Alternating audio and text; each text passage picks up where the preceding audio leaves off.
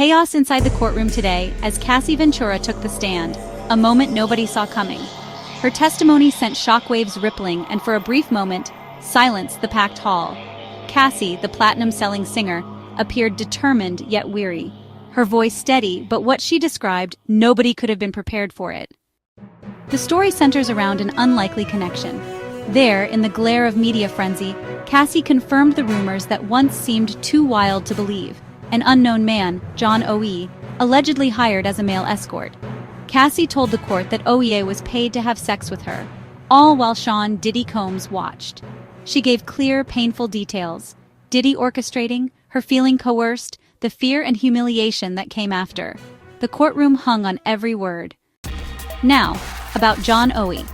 In 2018, he'd been caught on camera in a dangerous standoff with police at the Trump Doral Hotel in Miami. Gunshots, chaos, a dramatic arrest. Oie was shot, wounded, and ultimately cuffed. He made headlines then. But in a police interrogation video after his arrest, he made another kind of claim, a sensational one. He said he'd made sex tapes with Cassie and Diddy. I had sex with Cassie and Sean. He'd tell me what to do with her. I had like 15 encounters. I was like a sex slave, okay. Cops didn't believe him. Most shrugged it off as another desperate story from a man in trouble. Years passed, but today Cassie testified under oath that it was all real. The stories, once dismissed as delusions, were true. Oie, still behind bars, spoke to reporters. Everything that happened to me was true. Sitting in his cell, he seemed oddly vindicated. Inside the courtroom, things only intensified. Prosecutors introduced images and footage, grainy, lurid glimpses of so-called freak-offs with Cassie and other men. Diddy's face visible in the background, watching. Jury members audibly gasped.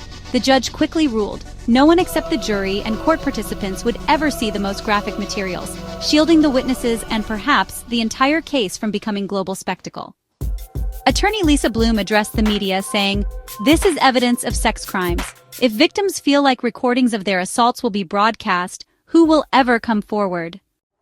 Today, Diddy's 3 daughters were absent, but other family members sat in somber support. The tension was palpable as Cassie took her seat.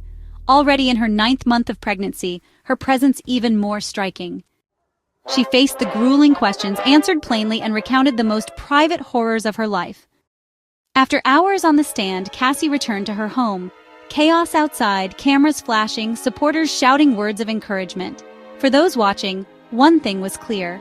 Few people could find the strength to do what Cassie did today, laying bare some of the darkest chapters of her life, slice by slice, for the world to see.